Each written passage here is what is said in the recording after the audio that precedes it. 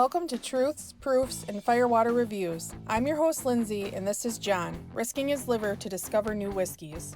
We base our reviews on a 25-point scale, 5 for the smell, 10 for the taste, 5 for the finish, and a combined 5 for the bottle and look of the juice.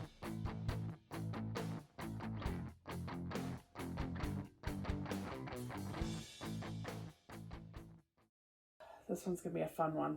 I think I'm going to get him on this one. Yeah, you definitely got me, because this is unique. Well, as you guys can see, John's almost drank down the sample that I gave him, so... Before I get rid of it, the color is fantastic. Yeah. It's got like a nice reddish chestnut wood. Yeah, it's like dark and it does have a red tinge to it. It's very pretty. Legs, it looks really thick, but the legs run a little fast. I'm going to do it out of order a little bit because it's probably going to be gone by the time I get to it. I give it a 2.25 just because the legs run just a little too fast to be perfect. Okay. And I will say, I had to dig deep to cut back on the score on this one. This one was really highly rated. So, I'm sure you guys, if you've been watching, you know that John tries not to give perfect scores. He really does try. That's part of the whole blind theme that we have is we want honest reviews. And John really critiques stuff. Even if he knows sometimes he catches me and he knows what it is. I mean, there's been some of my favorites that I didn't give what I wanted to. Right. He really does try to dig deep and find some kind of a flaw. And if he does give a perfect score, it's really honest, true. I don't give many perfect scores. No. So, usually there's some kind of, even if it's minute, he'll find it. But, what are you smelling? What smells you getting? So, when you first poured it, I got one of my favorite candies, Cowtails. Okay. I had that dusty caramel and the cream in it. Okay. The more it opened up, the more complex it got, like crazy. I can smell it. It's got some good smells. It's like got like a sweet oak to it. See, I go by sweet, dusty, and toasty. That's my oak ones I go by. Sweet is my favorite, and this is more toward the sweet side. Mm-hmm.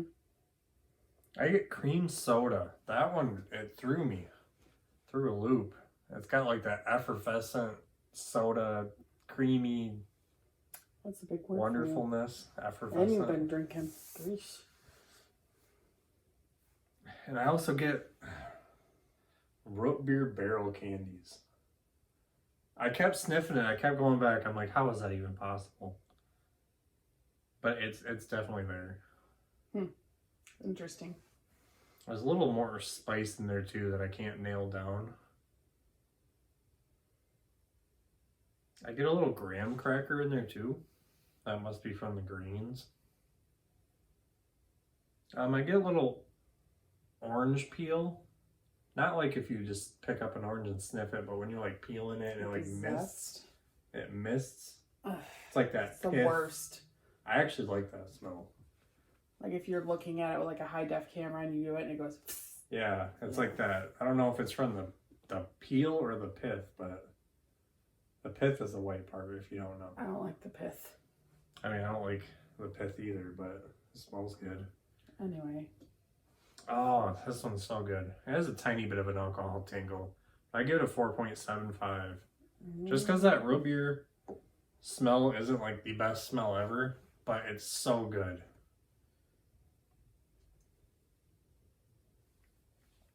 I almost missed my lip if you didn't see that. I was going to catch it. So the palate is just as unique, just as complex. It's warm. It warms up the insides really nicely. It's got some decent proof to it.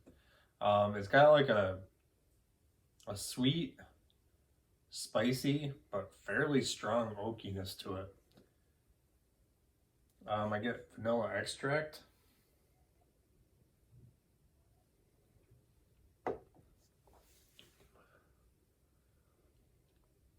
And with that vanilla extract, that cream soda is still there. And that lasts through to the finish and all the way. That note is the one that lingers the longest. That's so good. That sarsaparilla comes through. It's not more of like the candy anymore. It's like actual sarsaparilla. Like the stuff you find in the wild. Yeah, that. Gotcha.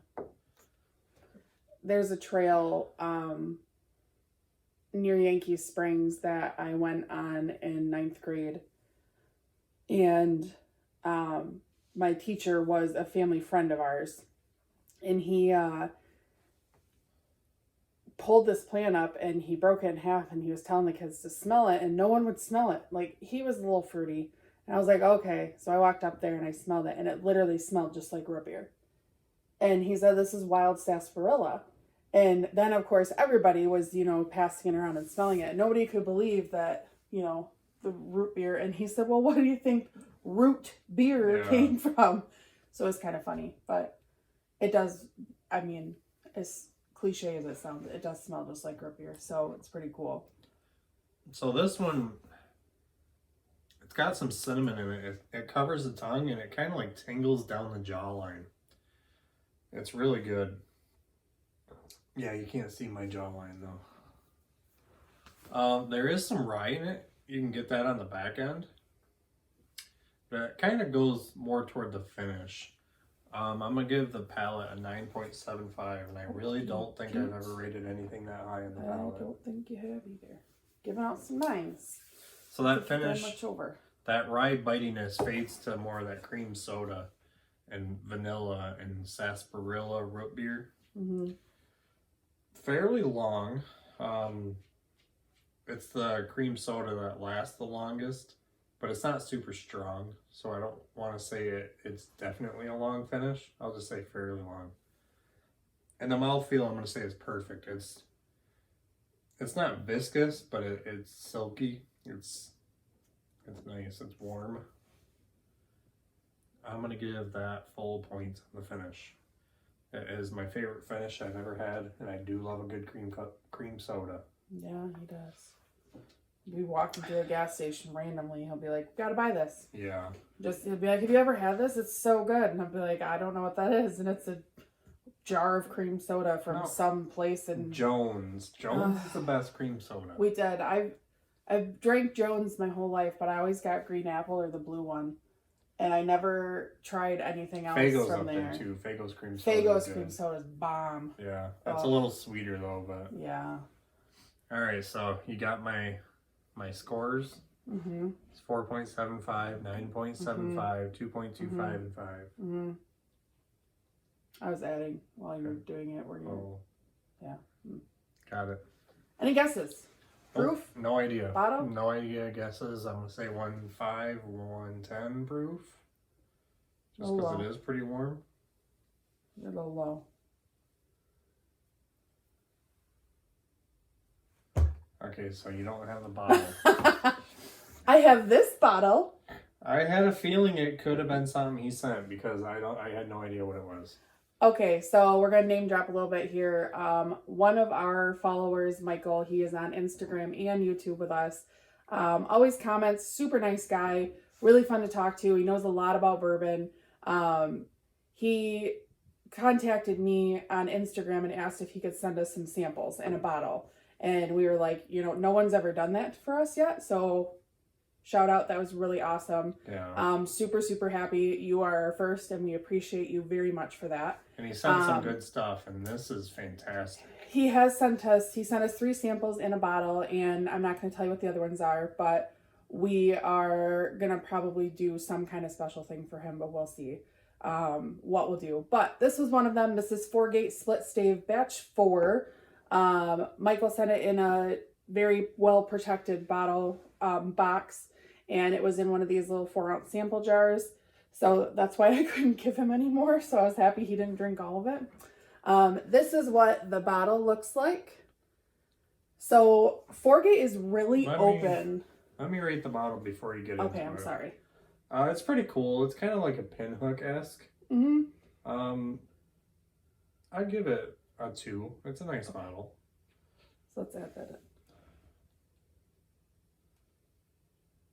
$1.95. That's up on the top. Whew. Okay. So I'm really excited about this, and I am very excited to go back to Kentucky and hopefully maybe find one of these, because I don't think it's going to sit on the shelves. I don't think it will either. You can get it on Sealbox. I did find it on their site. Oh, well, we might be buying it from Sealbox then. I don't know. But, so this is split stave from 4-gate. So what they did is they took barrels and they toasted some, and then they charred some. And some of them are charred at number 2 char. Some of them are charred at number 4. For those of you that aren't familiar, the chars go from 1, 2, 3, and 4. And that's dependent on how dark they char the wood. So a 4 is considered an alligator char. So it's the heaviest of chars that they do. And then a 1 would be on the lighter side. So they did kind of an in-between, and then a really heavy char, and then as well as a toasted barrel. So what they did is they had them tear all of these barrels apart after they toasted and charred them, and put them all back together as different staves. So there are some of them that have the number 2 char and toasted staves, and then there are some of them that have the number 4 char and toasted staves. So they took a 5.5-year-old bourbon and a 12-year-old bourbon, and they poured them into these now split stave barrels. They aged them for another, 7 months, 8 months? They aged them for another 7 months, and then dumped them. So here you have 4-gate split stave. They only had 2,700 bottles of this go out, and they released it in December of 2019, and it was only exclusive to Kentucky and Tennessee. So that seems to kind of be a trend with some of their bottles that I was looking at. Their website has super, super good information on it. I don't really think they're afraid to share a whole lot. So they put everything on there. They put their whole process. They put everything out on there about every bottle they have. Do you know it? I would take it as sourced. I would assume, but I'm not sure. I didn't see a whole lot on it. So I'm not 100% sure. If you guys know, comment below. So it is uncut and unfiltered. This is pulled out at 115.6 proof. The 5.5-year is 78% corn, 10% rye, and 12% malted barley. The 12-year is 74% corn, 18% rye, and 8% malted barley. So there is a high rye mash bill in there. Yeah, and you can taste that. So overall, wow, this is phenomenal. The MSRP on this is $174.99. So it is a little bit of a higher price bottle, but John said while he was drinking it that it's one of those bottles he would pay pretty much anything for. I'd probably pay $200 for that. So I haven't paid over $100 for a bottle yet, so. Thanks, Michael. I greatly appreciate it. So not only are we extremely appreciative of Michael sending such a great quality bourbon to us, but this also... Is it a bourbon? It is a bourbon. It is a Kentucky straight bourbon. I did sneak a drink of this before I gave it to John. And I did try it after he was sipping on it for a minute. And it is phenomenal. Yeah. You guys know I don't do much over 100 proof without it being a little testy, but this is... I think it drinks a little bit lower than 115. Yeah, it's not as bitey or burny as you think it's going to be being at 115. But it does still have a good kick to it. That rye comes through. I mean, those spices and stuff do come through. Yeah. But flavor, man, oh man. If you guys get a chance or you see 4-gate, it's definitely something I would try. I love how they tried something different. Kind of reminds me of Cooper Craft. Yeah. Trying different stuff and seeing what works. Interesting. But if you guys have had it, share some comments. We'd love to hear back from you guys and feedback. Thank you again, Michael. We are super excited to crack open the other ones. There you have it.